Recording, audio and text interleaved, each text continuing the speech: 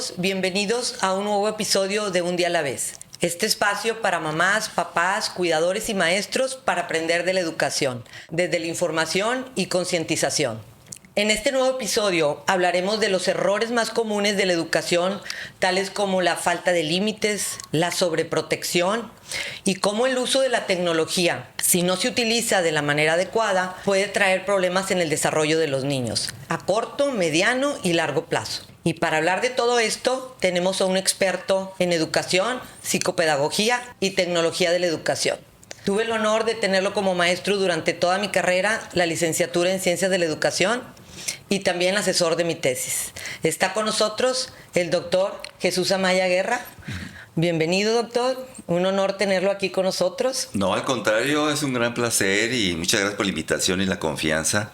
Y felicitarte por el trabajo que estás realizando y por este podcast que es extraordinario y que muchos papás necesitamos hoy más que nunca. Muchas felicidades. Gracias, doctor. Y pues quisiera que antes de que entremos en detalle de los temas que va usted a compartir aquí con toda nuestra audiencia, que nos platique un poco de su trayectoria, de sus proyectos, de toda esta expertise de usted del rango de la educación.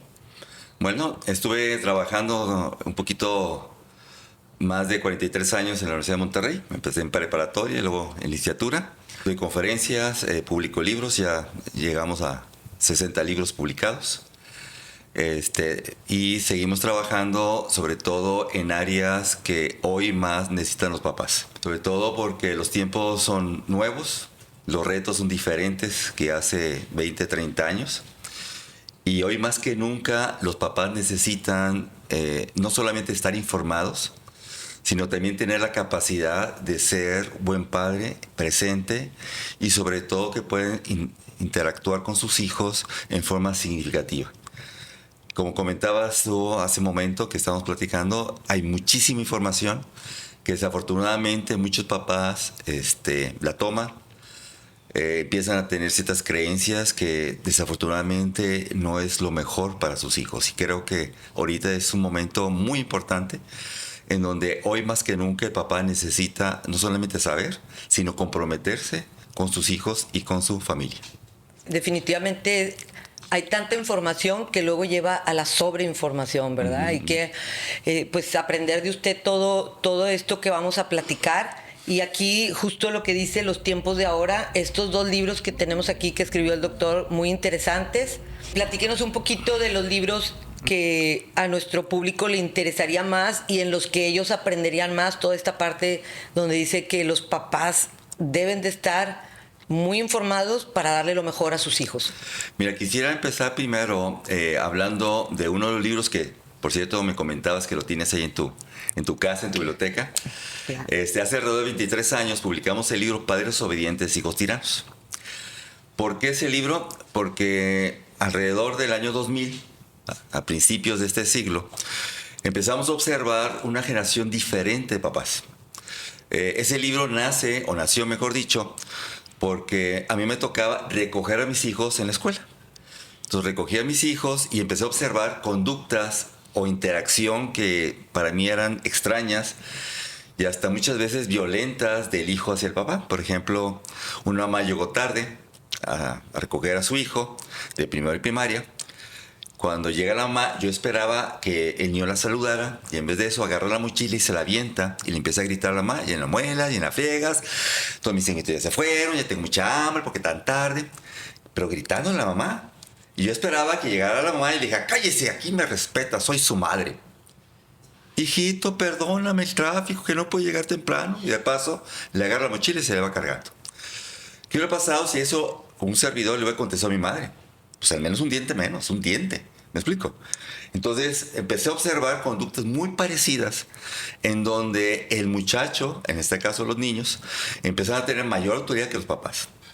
Entonces empecé en Monterrey, que era algo común, y luego empecé a varias ciudades de México y a nivel mundial, y se publica ese libro de Padres obedientes, hijos tiranos hace alrededor de 23 años. Y ahora, 20 años después, 23 años después, publicamos un libro más reciente que se titula Padres obedientes, hijos tiranos, 20 años después. En donde ese papá obediente de hace 23 años, hoy es abuelo. y sigue siendo un abuelo obediente. Entonces, y ahora los abuelos, una de las características importantes que tiene es que sigue manteniendo financieramente a los hijos adultos. En Italia, el 80% de los hijos adultos viven todavía con papá y mamá. 80%. Y la tendencia mundial es hacia allá. O sea, el muchacho quiere seguir teniendo todos los privilegios, ningún compromiso, ninguna responsabilidad, y que los papás los sigan manteniendo hasta los 40, 50, 60 años. O sea, es interesante este fenómeno. Y están estos abuelos ahora, que antes eran padres obedientes, están dispuestos a hacer eso, ¿eh? Y lo hacen. ¿Sí? Simplemente un dato. Hay zonas, hay colonias en Monterrey que más del 60% de los que pagan la colegiatura son los abuelos, no son los papás. Entonces sigue siendo un proceso interesante. Pero bueno, y ese hijo tirano de hace 23 años, ahora es papá. ¿Va a ser papá obediente? No, ahora es un papá ausente. Tenemos una nueva generación de papás ausentes por medio de la tecnología. Ahorita podemos hablar de los niños, cómo la tecnología afecta al niño, pero tenemos que ir un poquito más atrás. A la raíz. El papá hoy está adicto a la tecnología. La doctora Radesky de la Universidad de Michigan ha hecho estudios muy interesantes en Estados Unidos de que más del 80% de los papás en restaurantes de comida rápida, fin de semana, que tienen la mejor oportunidad de convivir face to face, cara a cara con los niños, están en la pantalla, me explico. Y hay estudios que el niño es afectado emocionalmente cuando su papá está en pantalla. Le afectan emocionalmente, pero seriamente. Entonces, O sea, no solo cuando él está en la pantalla es afectado, que ahorita vamos a ver específicamente de qué sucede en el cerebro, sino cuando él está en algún lugar y su papá está viendo el celular frente a él. se siente ignorado. Claro, el niño empieza a percibir que no es importante el celular que yo. Claro, y los niños aprenden también por medio de la imitación, por eso luego andan por todos lados buscando celulares, ¿verdad? Totalmente de acuerdo. O una pantalla o algo que se le parezca a lo que su papá o su mamá trae en las manos. Totalmente de acuerdo. Entonces, aquí tenemos que tener este proceso. Entonces, te voy a dar un ejemplo que pasó hace unos meses aquí en Monterrey. Una mamá recoge a su hijo a la escuela. La maestra sube al niño atrás del automóvil y la mamá arranca. 20 minutos. Llega a su casa, se baja, abre la puerta y se da cuenta que ese niño no es su hijo. 20 minutos. Se tuvo que bajar del carro para darse cuenta que ese niño no era su hijo. O sea, y no claro, platicó. la mamá regresa enojadísima a la escuela. ¿Cómo es posible que la maestra se equivocó de niño? Conozco a la mamá y le pregunto, oiga señor, ¿qué le pasó? Ah, es que estaba texteando en el TikTok, O sea, no entabló ni una palabra ni una frase con el Ni niño. se fijó que era su hijo. Sí, porque pues al hablar con él ya se hubiera dado cuenta Claro. cómo te fue en la escuela, ¿verdad? ¿Qué hiciste, que no era qué la comiste, voz de, qué jugaste? que aprendiste. O sea, y ahí empieza esa ausencia de papá y de mamá hoy. Y lo comentabas ahorita hace un momento. Llegan al restaurante, la familia, y automáticamente, no solamente los niños, los papás, Todo se conecta todos se conectan, me explico. Cuando son los momentos más importantes de convivir. de convivencia y de interacción. Entonces estamos viviendo una generación hoy de papás que están ausentes. Mucho tiene que ver la tecnología. Y dicen, es que papá y mamá trabajan. Es cierto. Pero realmente el impacto no es tan grave cuando papá y mamá están ausentes por trabajo que cuando están ausentes psicológicamente, emocionalmente, pero físicamente presentes. Está peor. Porque el niño tarde o temprano entiende que papá y mamá no están con ellos porque pues, están trabajando, están desarrollando, o sea, hay una razón. Pero cuando el niño ve que está desconectado de ellos por una pantalla, olvídate, ahí les afecta. Sí, que pierden importancia a ellos. Pues yo no le importo a mi papá porque está viendo el celular. Y más, como dices tú, en fin de semana, en un paseo familiar. Justo quería que nos platicaras. Tú en un artículo que escribiste hablabas del chupón digital y que eso pues lo vemos todos, o sea, no nada más los que estamos inmersos en el mundo de los niños, que vas a un restaurante, vas a un centro comercial, a una sala de espera del dentista, del doctor, y aquí no solo la mamá está con el celular, también el niño está con el celular, hasta los bebés, yo que siempre soy muy observadora de los bebés, y o si no está y no lo tiene en sus manos, y llega a suceder una situación que el niño llora por X circunstancia, inmediatamente se le da una pantalla para que ya no llore. Porque pues la mamá puede decir, ay, pues me da pena que llore aquí, o en el súper, pues para que no se tire ahí al suelo y vayan a pensar mal de mí, que está el niño en un desborde emocional. Entonces, esa manera de silenciar al niño o al bebé y no explicarle y no entender, no darle herramientas para transitar esa situación, cualquiera que sea que está pasando en ese lugar público. Entonces, de esta manera, pues le pongo el chupón, como antes, como los bebitos el chupón, y entonces el niño se va a callar automáticamente. Totalmente de acuerdo. Ahora, esto no es nada nuevo, ¿eh? Desde la década de los 50, 60, cuando llega la televisión blanco y negro a México, también era el chupón, ¿no? Nomás que antes no era digital. No, y no lo podías utilizar en cualquier lado. Entonces eso pues nada más se veía en casa. Exactamente. ¿Verdad? Y ahora el problema es que, lugar. como dices tú, cuando sales a convivir o donde los niños aprenden reglas, claro, como estar en una sala de espera. Digo, hablando ya no de un bebé, ¿verdad? De un niño más grande que puede entender que tiene que esperar a esperar su turno. Y pues son situaciones que ellos necesitan para aprender de la vida. Totalmente. Y que si no los expones a eso, claro, y conforme van creciendo a esas situaciones que van a vivir de más grandes, pues entonces, ¿cómo van a aprender? ¿Cómo van a aprender de la vida si siempre hubo un chupón digital para cualquier situación? Y cuando ya no esté mamá, ¿qué va a pasar? Cuando estés en un lugar donde tienes que esperar mucho tiempo, ¿qué herramientas, qué estrategias vas a hacer para tener calma? ¿Qué voy a hacer como adulto? Porque si nunca me enseñaron de niño esas herramientas y esas estrategias, entonces ese es el tema tan importante, ¿verdad? Del chupón digital. ¿O qué más sucede en el cerebro de un bebé, maestro, de un niño, cuando las familias o un adulto hace eso en lugares públicos? Mira, cuando daba clases en la universidad, un día o varios días, le hice al pregunta a los estudiantes de hace 1 año, 2 años, ¿a qué edad más o menos tuviste una pantalla, un celular, una tableta en donde tú pudieras o tenías la oportunidad de estar todo el tiempo en la pantalla? Y me decían, no, maestro, como a los 10 años, 11 años, 12, 14. Hoy ha cambiado eso. Hoy, más del 70% de los bebés menores de 1 año han estado en promedio 3 horas enfrente de una pantalla. Menos de 1 año. Menos de 1 año. 70%. Cuando la edad promedio que dice la Asociación Americana de Pediatría es que antes de los 3 años no deben de estar expuestos. Totalmente de acuerdo, así es. Y estás hablando de menores de un año. Menores de 1 año. O sea, bebés que todavía ni siquiera tienen lenguaje expresivo. Totalmente de acuerdo. Y hay estudios en donde, por ejemplo, la doctora Radesky ha hecho estudios en donde cómo afectan cognitivamente, emocionalmente a los niños antes del año.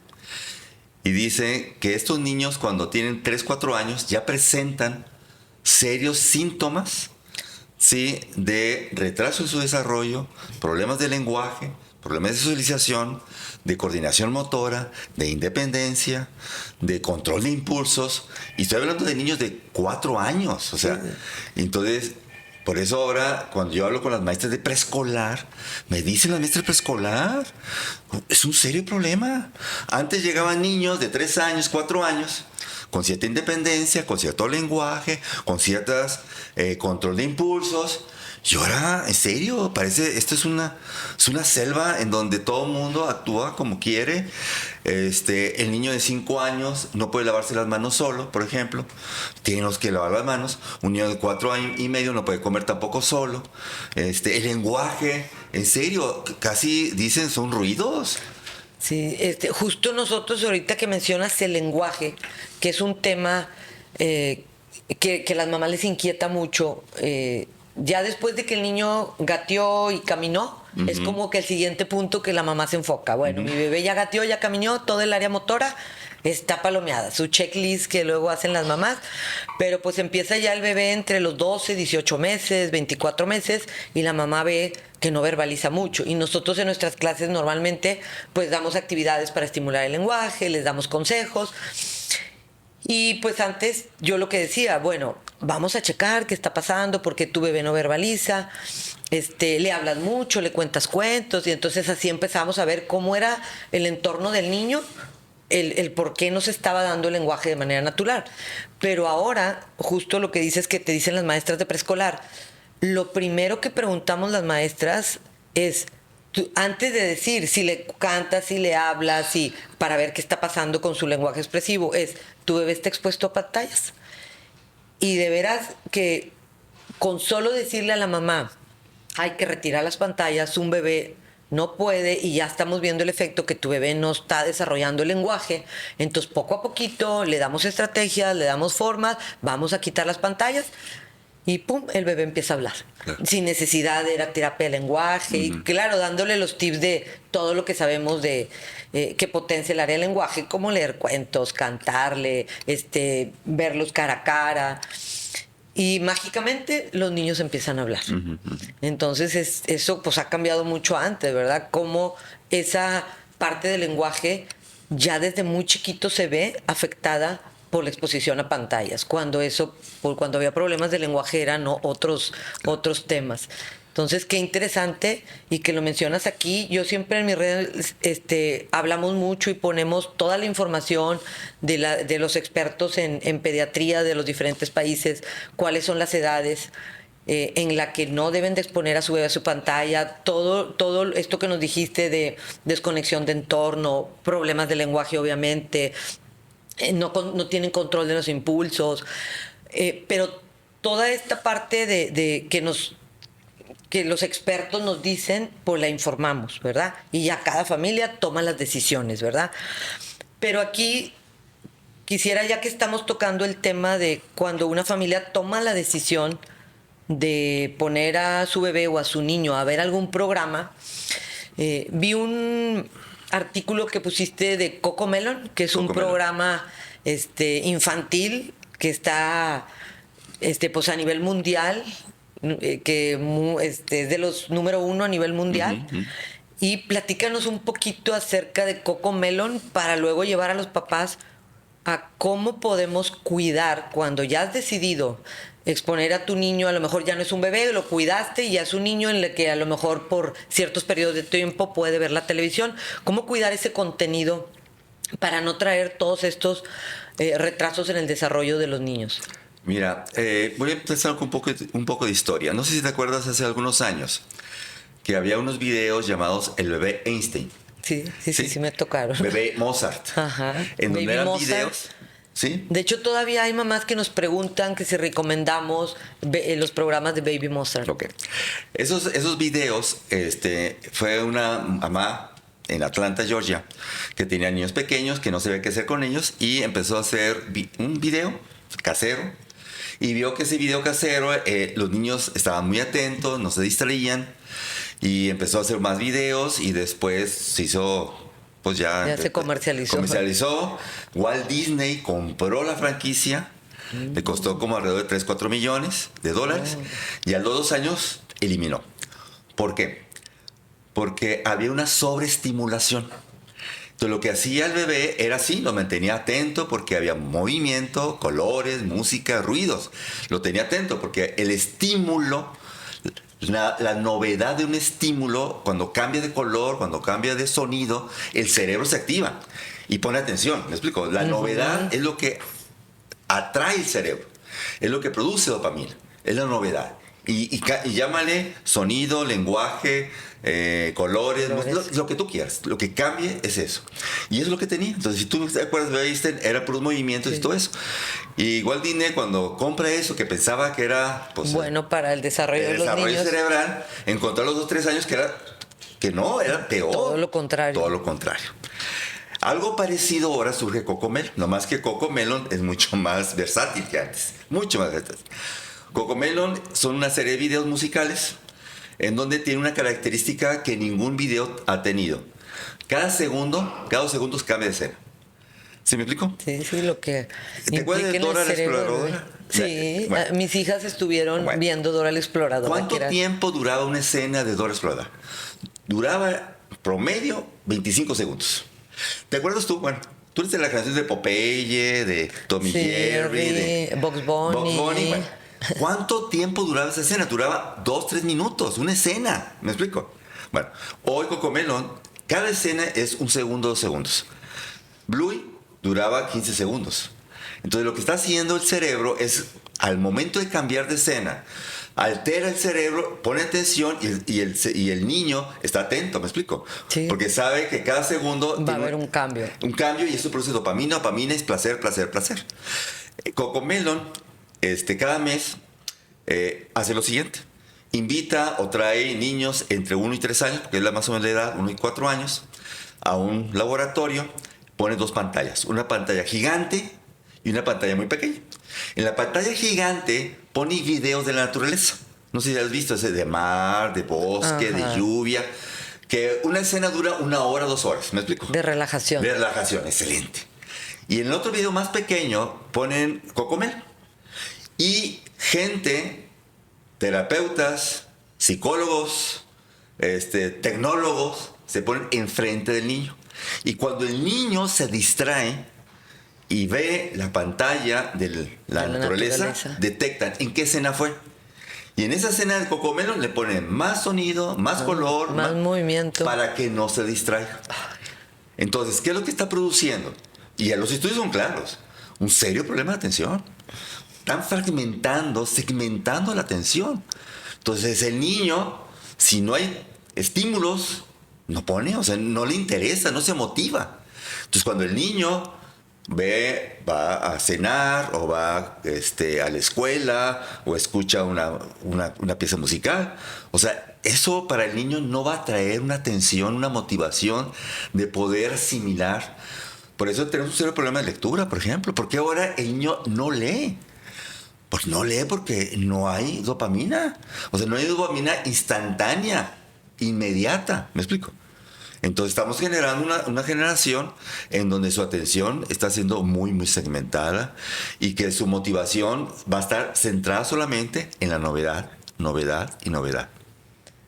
Y ahorita que dices de que todo esto, este contenido sobreestimulante para los niños, te los lleva a estar queriendo ellos estímulos y están todo el tiempo atentos. Y ya cuando tienen pues un estímulo normal del medio ambiente, de la naturaleza, ir a un parque, ver un gatito moverse, los árboles, pues ya no les llama la atención. Claro que no. Porque su cerebro ya está acostumbrado a esa dopamina y esos cambios tan rápidos. Totalmente. Y está ahorita muy relacionado con el aumento de niños con TDA, con los diagnósticos de niños con TDA.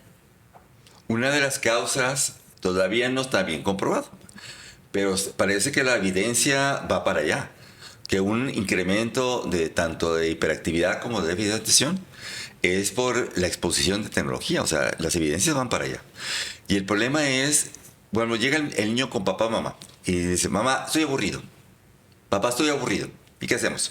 Toma, le doy el celular. O le pongo una película. ¿Estás aburrido? Ponte a barrer, ponte a trapear, ponte a leer, ponte a jugar solo. O sea, necesitamos nosotros... Vete al patio a buscar hojitas. Cambiar otra vez las actividades cotidianas, porque eso produce dopamina.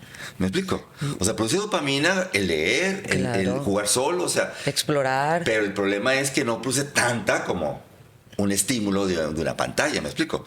Por eso el niño empieza a ser adicto a esa estimulación y empieza a atrofiarse su cerebro. Entonces ya el cerebro no percibe, no aprende mientras no sea un estímulo instantáneo. ¿Sí me explico? Sí. Entonces por eso empezamos a tener niños con problemas de lenguaje, problemas de lectura, problemas de conocimientos generales. A mí me impacta hoy los niños, bueno, no niños, vamos a ver ahora adolescentes que no tienen ni idea de conocimientos tan básicos, tan comunes, porque eso no es para ellos atrayente. O sea, cuando es algo que realmente te ayuda a generar un proceso cognitivo y fuerte para poder tener nuevas situaciones, nuevos aprendizajes, un crecimiento cognitivo.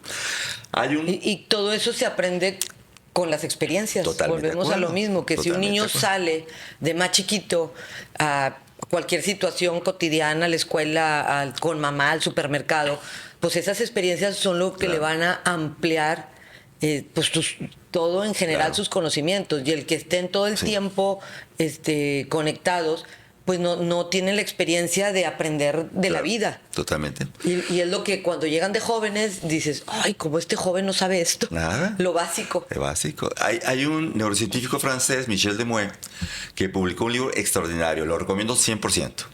Fábrica de cretinos digitales. Y este neurocientífico francés encontró, no solamente él, una gran cantidad de científicos, que esta generación es la primera generación en toda la historia menos inteligente que los papás. Y es un hecho. Hay un efecto que llama el efecto de Flynn, que surgió del siglo pasado, en los 40, 50, en donde Flynn, científico, demostró que cada generación aumentaba 3 puntos su inteligencia a la generación anterior. Y es normal, porque Ajá. hay más educación, Claro. hay más estímulos, hay mejores experiencias, hay mejor conocimiento, y cada generación va aumentando su coeficiente intelectual. Pues ya no. No solamente se ha estancado el coeficiente intelectual, sino que hay un retroceso de 7 puntos, según Michel Demuet. Y hay varias causas. Y una causa importante es el exceso de pantalla. Dice, el exceso de pantalla. El niño que ve, por ejemplo, televisión, aún más, no celular, no tablet, televisión, genera un retraso cognitivo y del lenguaje muy significativo. Muy significativo. Entonces tenemos que tener mucho cuidado en eso. Y eso impacta en el desarrollo del lenguaje. O sea, el lenguaje, el psicólogo cognitivo ruso, Vygotsky, hablaba que era el fuente del pensamiento.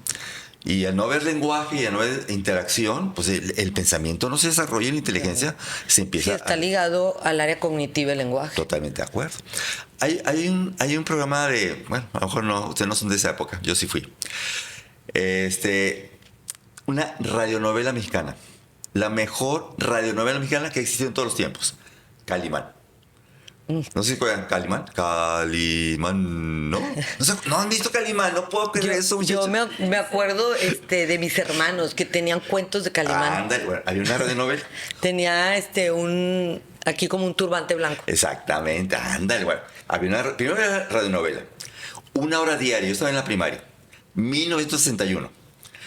Terminé mi tarea y me iba rápidamente con mis abuelos a escuchar 1 hora de Calimán. Extraordinario. Bueno, ahora en la universidad les pongo a mis alumnos universitarios un programa de Calimán para que lo escuchen. No le pongo 1 hora porque se me van a dormir. 5 minutos, fíjate, más 5 minutos que escuchen. Y les digo, ¿qué palabras no entiendes? ¿Qué palabras no entiendes? El título es Profanadores de tumbas. Ya empezamos mal. Maestro, ¿qué es un profanador? Bueno, sí, bueno. Maestro, ¿qué es un faraón? Estoy en la universidad. ¿Qué es un sarcófago? Maestro, ¿qué es un jeroglífico? Nada. Yo tenía 6 años, 7 años. Entendía todo.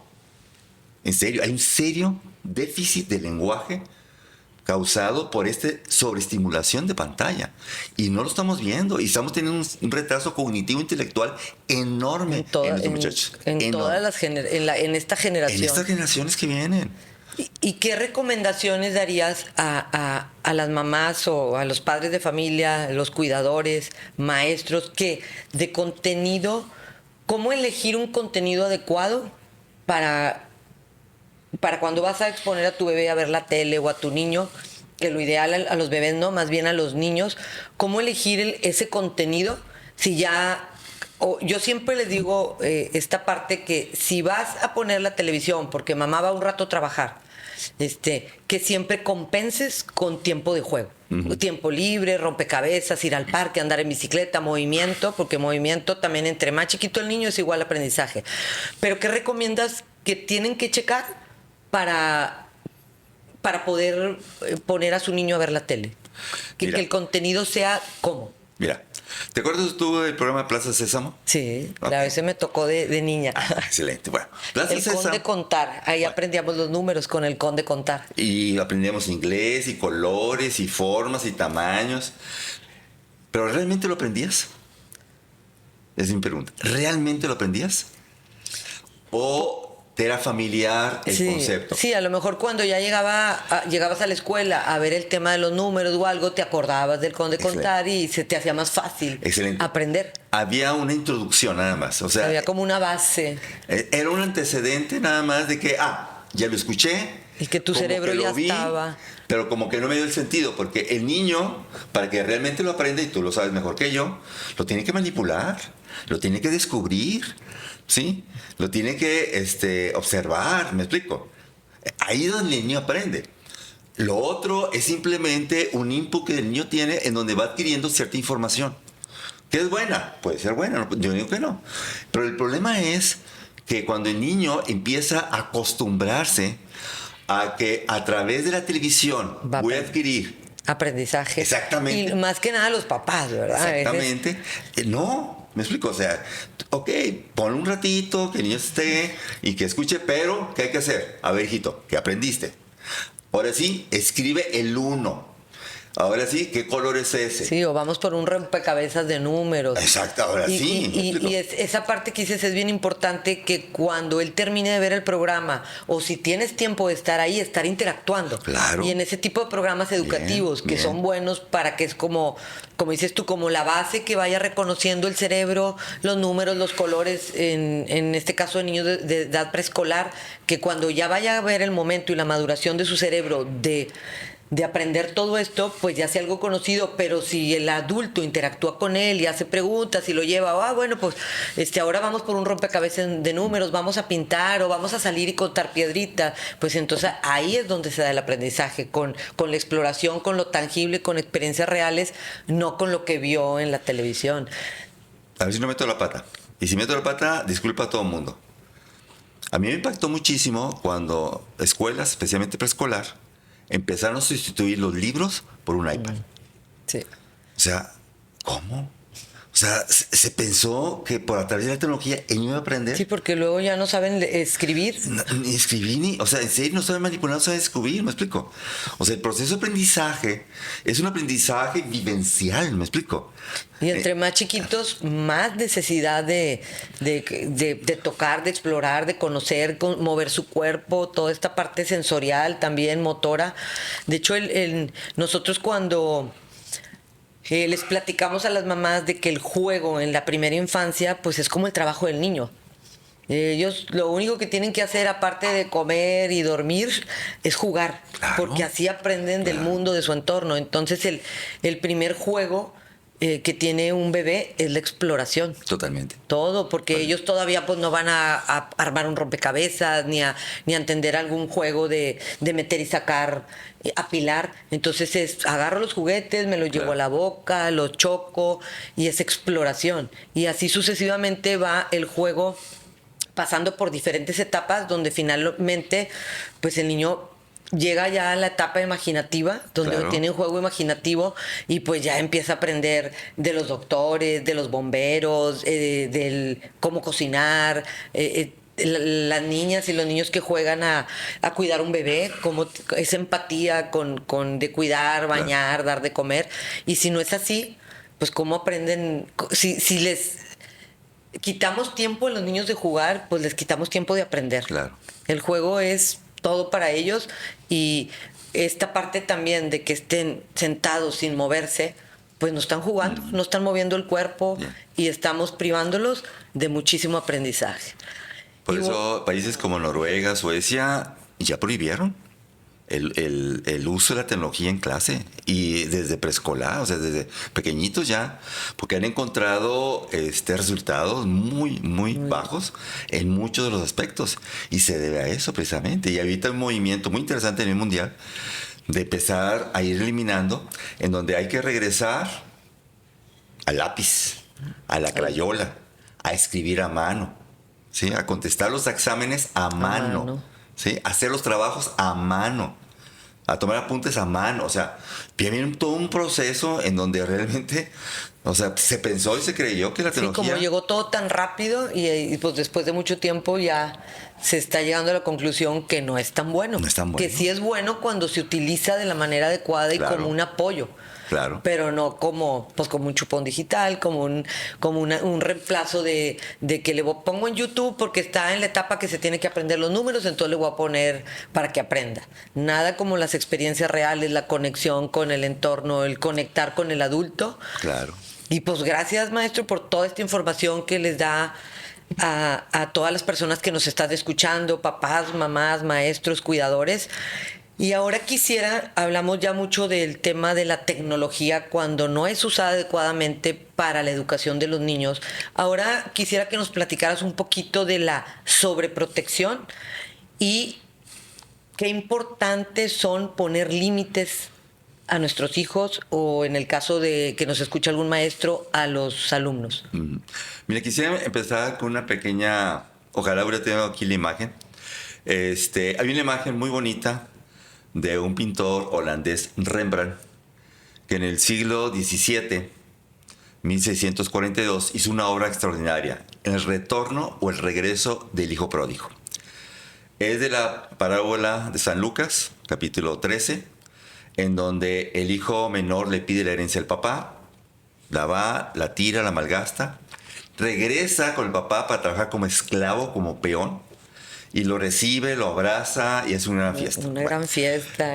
Bueno, la pintura tiene un gran mensaje, pero un mensaje extraordinario. Si tú observas la pintura, el papá deposita sus dos manos en la espalda del hijo pródigo. Pero si observas las manos, son asimétricas, son de diferente tamaño. La mano derecha, ¿sí?, es más pequeña y la mano izquierda es mucho más grande. Y si tú dices, ¿cómo es posible que un gran pintor haya hecho manos asimétricas? Pues quiso dar una gran lección. La mano grande representa la mano de un hombre, o sea, es la mano de un hombre, es la mano de papá. Estructura, orden, Hábitos. límites, firmeza, consecuencias. La mano pequeña es la mano de una mujer, representa la mano de mamá. Ternura, cariño, calor, perdón, convivencia. Y Rembrandt nos dice, al hijo hay que educarlo con las dos manos. Al hijo yo lo respeto, yo lo amo incondicionalmente, pero soy firme, tiene consecuencias. ¿Me explico? Respeto y firmeza son dos puntos que son esenciales en la educación del muchacho.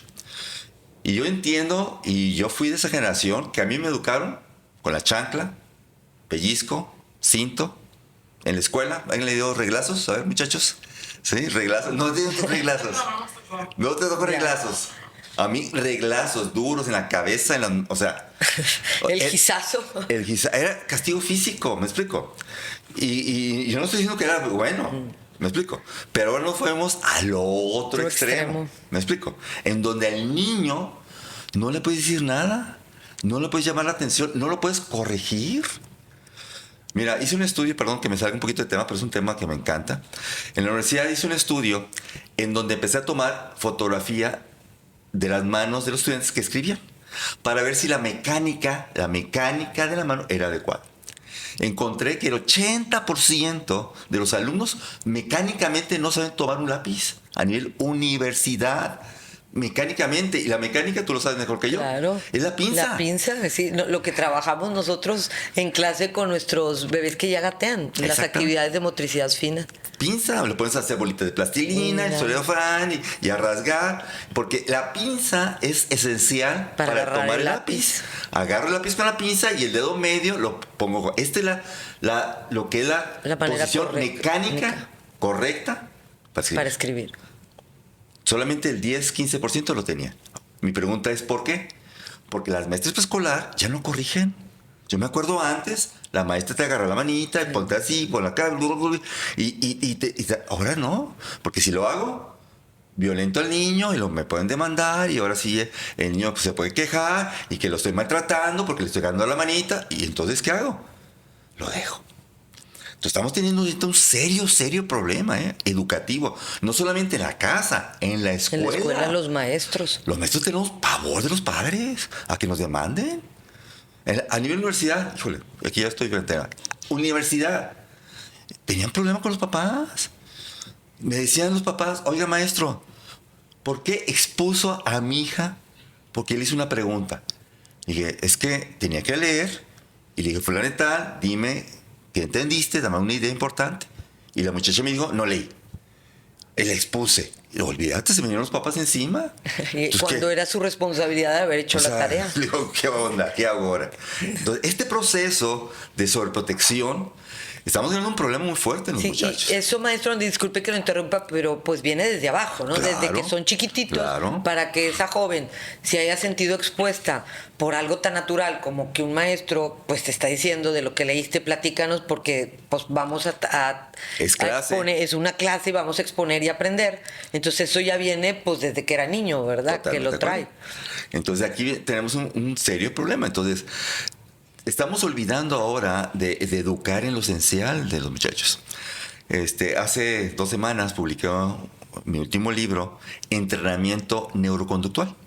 Y este entrenamiento neuroconductual tenemos que empezar a entrenar a los niños con pequeñas carencias, pequeños fracasos, pequeñas adversidades, para fortalecer su cerebro.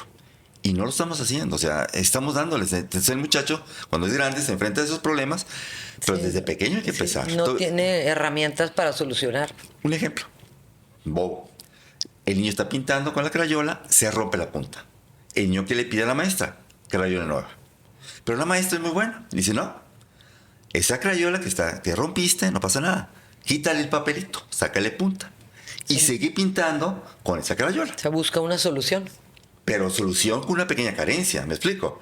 O sea, yo prefiero más una crayola con punta que sacarle que está más chata y que batalla un poquito más. Pero pues ni modo, o sea, es parte de la vida que tienes que adaptarte a pequeñas carencias, pequeñas adversidades. Pues el niño no pintó en todo el día, porque quería crayola nueva, ¿sí me explico?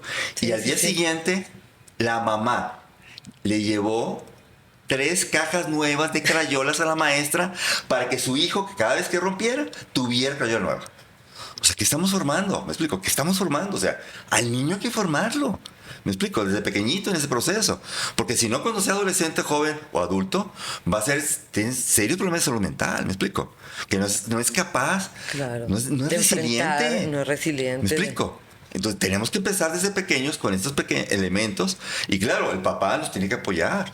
¿Sí? Y tenemos que compensar lo que la familia muchas veces no hace en la casa, también nosotros en este proceso. Y este tema es un poco de sobreprotección, porque claro. Yo no quiero que mi niño pues esté pintando con esa crayola así. Yo quiero que tenga siempre una crayola nueva. Entonces de ahí empieza la sobreprotección y como esa rayita en que pues todos los padres de familia queremos lo mejor para nuestros hijos, pero esa rayita en pasarte de proteger de manera natural a sobreproteger, querer solucionar y querer hacer todo por ellos. Entonces hay que cuidar mucho esa sobreprotección. El niño tiene 2 años. ¿Puede tender su cama? Sí, que la tienda. El niño puede lavarse las manos, que se las lave. ¿Que es que está chiquito, que no? No, a su nivel. Claro. Como pueda. ¿Me explico? ¿Se puede vestir calcetín? Que se ponga el calcetín. Que se lo puso chueco, no pasa nada. Le vamos enseñando. Le vamos corrigiendo. O sea, tiene que empezar a entrar desde muy pequeño a todo este proceso de independencia. Y ahorita, precisamente, te comentaba que estoy a punto de publicar otro libro, es Padres Hiperresolutivos. Una derivada de papás que protegen demasiado es que hoy el papá le resuelve todo al niño. No deja que el niño lo haga. ¿Por qué? Porque al papá le quita el tiempo, es que luego no como bien, es que no voy a ver televisión, es que luego no descanso, y luego en mis vacaciones. O sea, el papá quiere resolver todo lo de su hijo para poder tener como tiempo para él. Para él. ¿Me explico? Y perdonen que lo diga, enseñar lleva tiempo. Claro, la lleva crianza. sacrificio. No quieres tener problemas cuando tu hijo tenga 10, 12, 15, 20, 30 años. Empieza ahorita. Porque si no empiezas ahorita, olvídate. Ahorita es fácil. Pero espérate cuando tu hijo esté en la prepa. Y que el muchacho no haga la tarea y que no sepa cómo hacer la tarea y que no sepa valer por sí mismo. A ver qué vas a hacer. Ahí va a ser el problema más fuerte que vas a tener en el futuro. Sí, entre más chiquitos son problemas chicos, ¿verdad? Van Claro, creciendo y son problemas claro, grandes. y Y si desde vamos ahorita. enseñándolos poco a poquito a resolver, y cuando están más chiquitos, pues siempre decirle, aquí estoy si me necesitas, Claro. pero dejar que solucionen antes de, Claro. como dices, vestirlos, peinarlos, o cuando están jugando algo, luego hacer nosotros todo el rompecabezas o la tarea. Cuando, a ver, en qué estás batallando y cómo darles esa parte que el cerebro trabaje en solucionar. Claro. Y no resolver, sino darles como pistas para que ellos solitos vayan llegando a la solución de la tarea que están haciendo. Y que el niño aprenda también a adaptarse, a que tenga flexibilidad cognitiva. ¿Me explico? Es que es algo Claro. fundamental. Porque el niño espera que todo salga como él dice, y cuando surge un pequeño imprevisto, pues olvídate, el muchacho entra en crisis. Pues qué interesante todo esto, doctor, de la sobreprotección y cómo los límites son tan importantes también, como decíamos ahorita, desde chiquititos para cuando sea un joven de prepa o de universidad, pues no haya tanta esta desconexión con Claro. los papás, no ser cumplidos Claro. en sus responsabilidades como estudiar, ayudar en las tareas del hogar, dependiendo de la edad lo que ellos les toca ayudar en casa, y sobre todo pues la parte importante que ellos son estudiantes y tienen que cumplir con esa formación que están llevando a cabo conforme van creciendo. Fíjate, algo importante es que ellos también tienen que vivir pequeñas consecuencias de sus decisiones. Un ejemplo, en tu casa tengo Legos. Sí, Legos esos que se Sí, arman sí, de plásticos, los- ¿sí? Llegan dos sobrinos de 5 y 8 años, tío, nos prestan los Legos, yo le enseño, ok, con tu manita abres la caja, con tu manita agarra los Legos que quieres jugar, quieres más Legos, no pasa nada, con tu manita agarra más Legos, no me vacíes la caja, porque si me tiras todos los Legos al piso, la consecuencia es, tú me los recoges, ¿entendiste? Sí, bueno, tiradero, mugrero casi, bueno. Llega la mamá, me lleva a los niños, no, hasta que recogen el último Lego. Yo les ayudo, no, solos, que lo recojan solos. Tardaron 2 horas en recoger todo, 2 horas. Bueno, siguiente fin de semana. Van los niños, los Legos, ahí están las cajas. ¿Qué hicieron? Con su manita, con su manita. No les grité, no los insulté y menos les pegué. Pero fui firme a la consecuencia. Si el niño tira a propósito, el niño tiene que saber que tiene que recoger. Es igual que el niño que está pintando. Hijito, aquí están las crayolas. Tú no eres Diego Rivera. Las paredes no se pintan. Y si se pintan, tú me las lavas. Tú, no yo. Tú. No sé si me explico. Sí, límite, darles por reglas, que en casa debe de haber reglas. Consecuencias y consecuencias naturales. y límites, Son ¿verdad? consecuencias naturales de tu decisión. Si tú pintaste en tu hojita crayola y no pintaste la pared, pues tu consecuencia es no lavar pared. O sea, es sencillo. Y si tú recoges ¿cómo se llama? Con tu Los manito, no Legos. tiras todos los Legos. O sea, no vas a recoger todos los Legos, es normal. O sea, es algo que el niño va aprendiendo a través de la vida. Y eso lo va formando, y eso va formando el lóbulo frontal. Ahorita tenemos un serio problema de desarrollo del lóbulo frontal, de las funciones ejecutivas. La inteligencia ejecutiva ahorita está quedando muy rezagado en el proceso. No está desarrollándose en los niños y por consecuencia no tienen tolerancia a la frustración, el muchacho no tiene metas, no tiene esfuerzo, no tiene atención, no tiene manejo de frustraciones, no tiene metas a mediano o largo plazo, no tiene una gran cantidad de cosas. ¿Por qué? Porque no hemos sabido de pequeños irlas desarrollando. Y entonces lo importante aquí es que la familia, el papá y mamá, pongan reglas claras en casa, Claro, ¿verdad? Por claro. ejemplo, pues las paredes no son para pintarse, dependiendo de la edad del niño. Claro, todo. Cuando están más grandes, a tal hora tienes que terminar la tarea o ayudar en las labores del hogar. Y si esas reglas se van poniendo desde chiquitos, pues también van creciendo y van aprendiendo que las reglas van cambiando dependiendo de la edad. Sí. Y esto pues les ayuda también cuando están ya más grandes, pues a ver qué arreglas, que eso pasa que de repente ves en la sociedad gente que no quiere cumplir ciertas reglas que son básicas, Claro. porque en su casa nunca hubo reglas, nunca hubo límites, nunca hubo consecuencias. Claro. Fíjate, algo importante que estás diciendo tú es que cuando empieza a haber reglas o empieza a haber actividades que se empiecen a repetir, esa repetición va formando hábitos. ¿Me explico?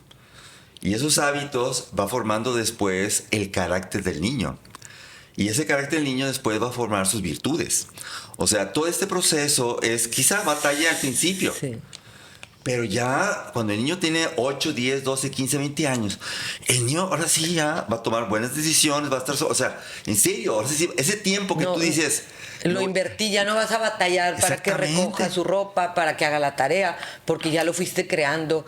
Y eso justo nosotros hacemos en clase, que cuando, aunque está la mamá con ellos, son bebés muy chiquitos, después de cada actividad se canta una canción de guardar o damos la instrucción repetidas veces y le decimos a la mamá que eso que hacemos aquí en clase lo repitan en la casa para que sea como una regla en que después de jugar el niño tiene que guardar. Claro. Que a lo mejor cuando están más chiquitos, y si sacó 5 juguetes, mamá guarda 4 porque también aprenden por imitación, claro, y él va a guardar 1, pero va a ir creciendo y va a llegar un momento en que ya no le va a costar trabajo, y va a saber que si yo me paro de aquí, todo va en esta caja. Y se creó el hábito que la única manera es por medio de repetición y constancia.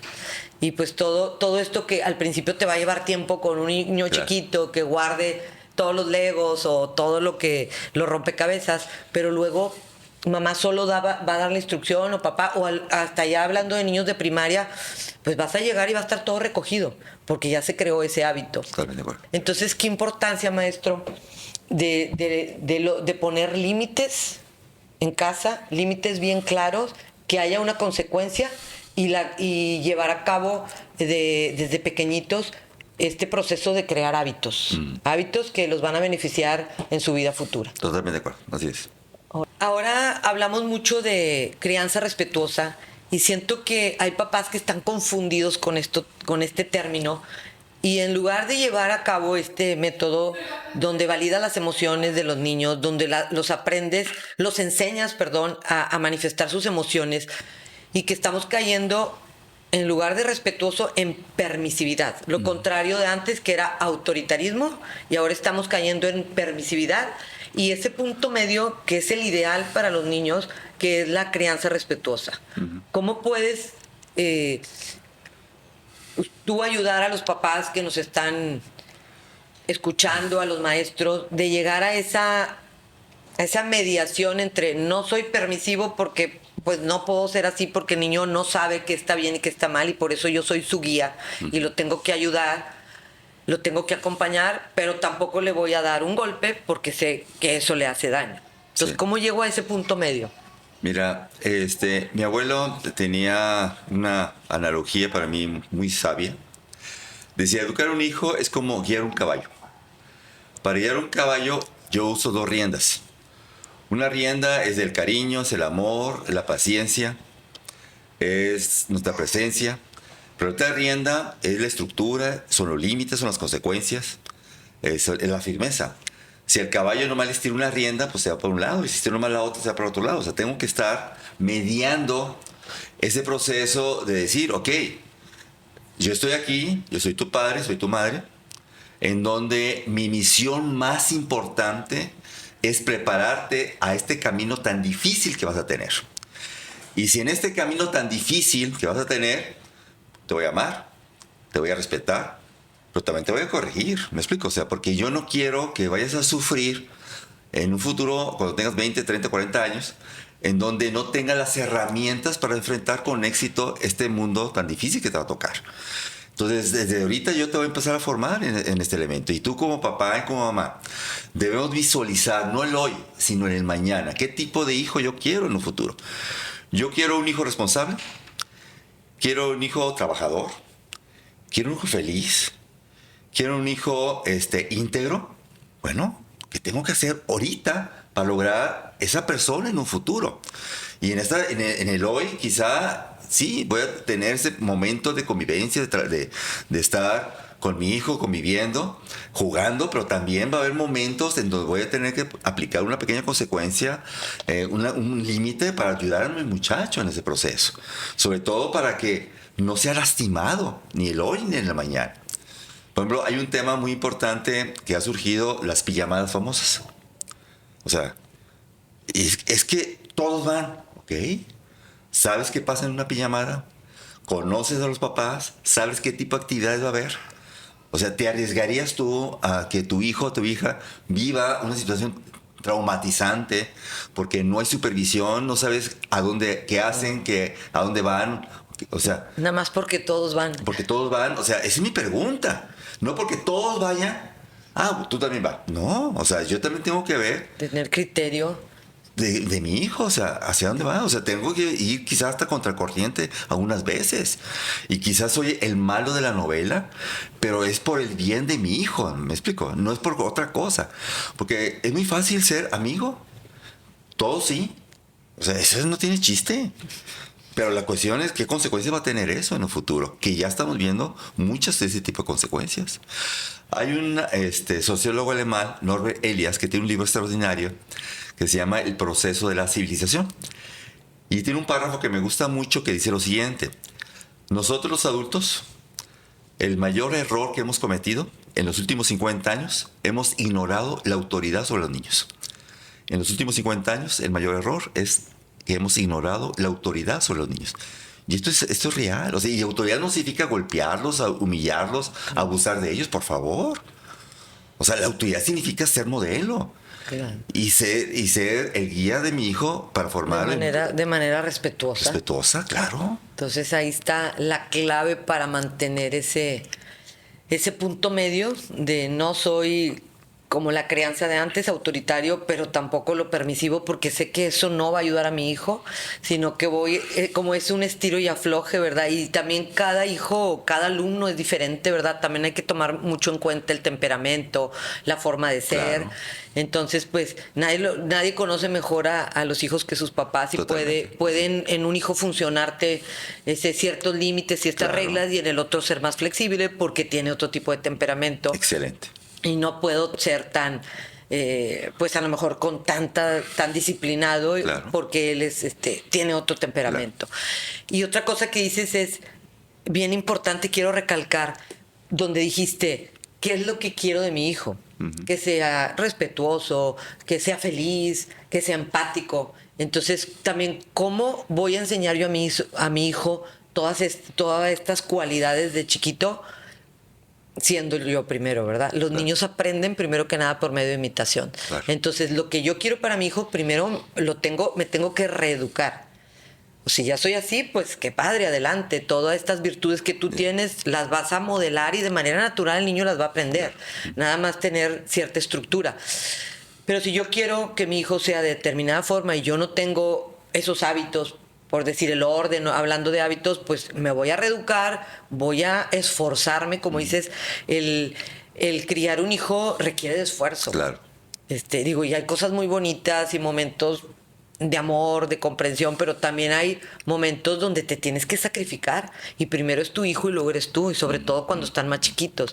Entonces, si yo me reeduco y reaprendo para darle ese modelo que quiero que mi hijo sea cuando sea adulto. Claro. Entonces, pues la imitación es indispensable, que todo lo que tú hagas, tu hijo lo va a replicar y lo va a modelar. Excelente.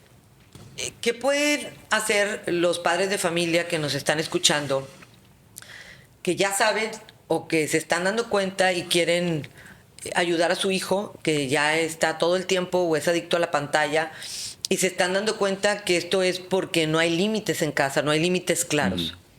Una de las cosas importantes es la cultura familiar.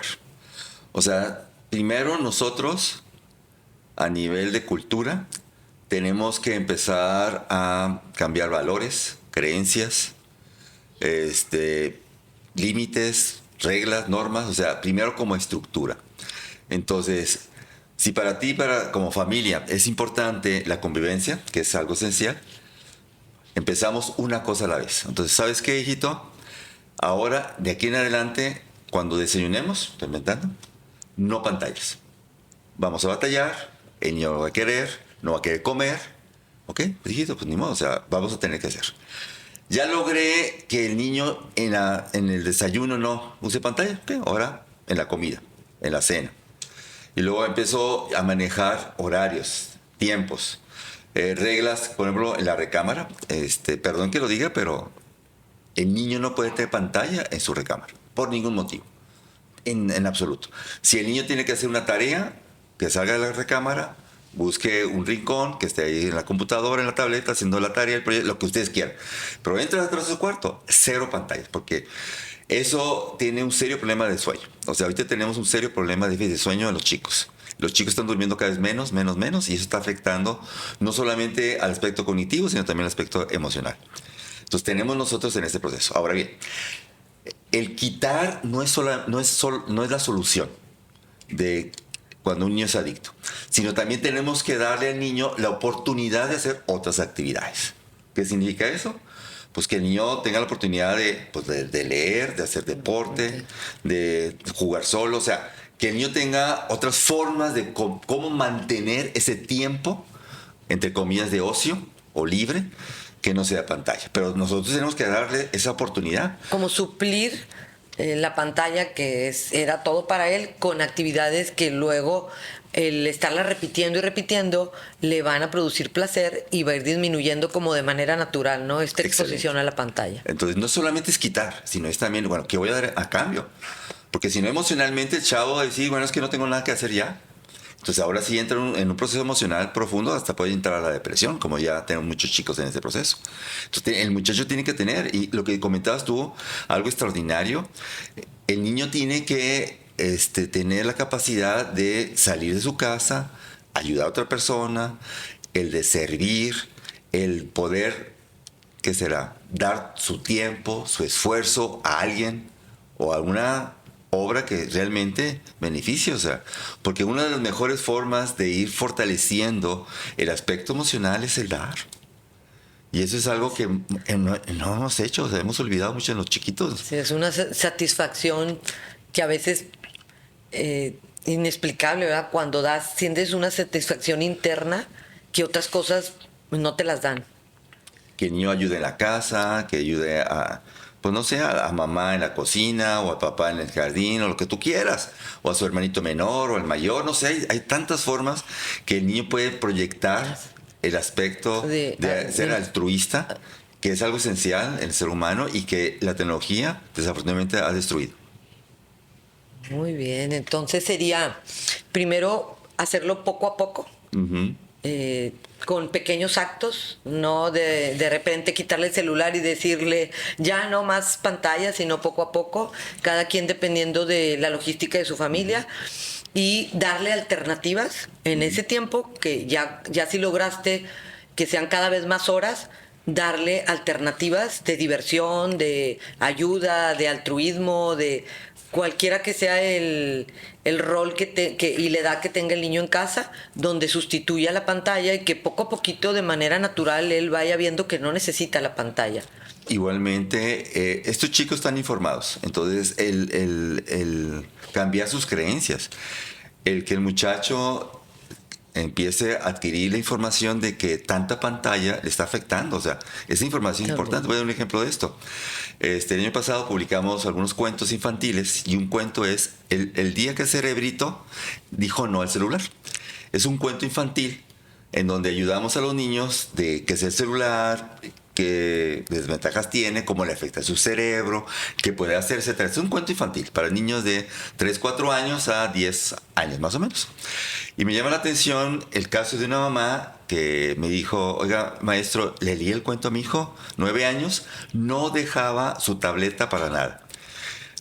Leímos, porque leímos junto con él el cuento, y cuando fue la hora de cenar, me dijo, oye mamá, creo que es malo tener la tableta cuando cenamos, mejor no lo voy a tener. Pero fue decisión del niño. ¿Por qué? Porque entró en un proceso de información en donde el niño captó el efecto. ¿Me explico? Y los niños no son tontos. La cuestión es que necesitan saber eso y el problema es que no lo saben. Y qué padre por medio de un cuento. Uh-huh. Nosotros promovemos mucho los cuentos desde que son bebés, que la mamá le cuente, para que más adelante, justo también que mencionamos mucho los hábitos, para que cuando ya esté más grande, él solito vaya y busque cuentos. Así es. Y les digo a las mamás, es una herramienta que tenemos también en contra de las pantallas. Así es. A que el niño esté en la sala de espera, como decíamos, del pediatra, del dentista, en un lugar donde tenga que estar sentadito, y que en lugar de andar buscando la pantalla, siempre traiga en su mochila o mamá en la pañalera cuentos, y tenga la capacidad de estar hojeando, si no lees, de estar hojeando un cuento, estar entretenido, y ya más adelante, pues él solito leer. Claro. Entonces, si lo hacemos desde los 2 meses, que pues ahí él solo es el efecto de la voz de mamá, más adelante la manipulación del cuento, que ahí yo les recomiendo siempre que sean cuentos sensoriales. Claro. Y luego, pues más adelante, la importancia del desarrollo del lenguaje comprensivo y expresivo que desarrolla un cuento. Así es. Y pues ahora que justo que lo menciona también, cómo del cuento el niño puede aprender qué está bien y qué está mal. Claro, totalmente. Pues luego nos sí. deja por aquí los datos de ese cuento para Sí, claro, recomendárselos a las mamás que acuden al centro, y que nosotros también les decimos que los cuentos es una manera de anticipar o explicarle al niño cuando va a suceder algo para el nuevo. Por ejemplo, la llegada de un hermanito, cuando el niño decide dejar el pañal, Claro. la entrada al kinder. Excelente. Todos esos eventos en la vida del bebé cuando se está convirtiendo en niño, si lo haces por medio de un cuento, ayudas muchísimo Claro. a su cerebro a desarrollar esta parte de este suceso que va a vivir, y que sea pues mucho más llevadero y mucho más satisfactorio ese cambio que va a haber en su vida. Entonces está Claro. padrísimo este cuento. No lo había escuchado. Sí, bien. Y ahorita nos pasa Te lo hago los llegar, datos, vamos a ver. maestro. Sí. Y pues por último, si tuviera que resumir el mayor acto de amor de un padre para establecer límites y desconectar, ¿cuál sería para usted que le recomendaría a los papás? Yo recomendaría básicamente dos cosas, básicamente. Primero, la presencia. Presencia emocional, psicológica, física, disciplinaria, correctiva del padre. O sea, eso para mí es fundamental. O sea, nosotros no somos amigos, somos papás. Si nosotros no formamos, la escuela muy probablemente no lo vaya a hacer, y menos la sociedad. Entonces, no nos quejemos en un futuro de los problemas de salud mental que puedan tener nuestros muchachos, cuando sean adolescentes, jóvenes o adultos, que ahorita es un problema bastante serio, porque muchos papás olvidaron estar presentes emocionalmente, efectivamente, y sobre todo correctivamente también. Ese es un elemento importante. Y la segunda cosa que para mí es fundamental es, por favor, no prepares el camino de tu hijo. Prepara a tu hijo para el camino. Muchos papás están preocupados de que en el camino hay una pedrita, hay un pocito, y Hay que quitarlo. Hay que quitarlo, hay que taparlo. No, o sea, si tu hijo va caminando y se tropieza y cae, que el muchacho tenga la capacidad, la voluntad, sí, y el talento de levantarse Y seguir adelante. y seguir adelante. O sea, ese es para mí algo fundamental. O sea, tenemos que preparar al muchacho, no el camino. Y ahorita los papás estamos haciendo un camino muy llano, sin piedritas, sin pocitos, y tarde o temprano el muchacho va a caer y no va a tener la capacidad de levantarse, y nosotros menos de levantarlo. Entonces, ¿quién lo va a levantar? Esa va a ser la pregunta. Muchísimas gracias, doctor, por toda esta información. Que le sea muy útil a los padres de familia que nos están escuchando, con sus hijos de todas las edades, bebés, primera infancia, niños y jóvenes, y a los maestros también, que toda esta información les ayude en la formación de sus alumnos. Y nos vemos pronto en nuestro siguiente episodio.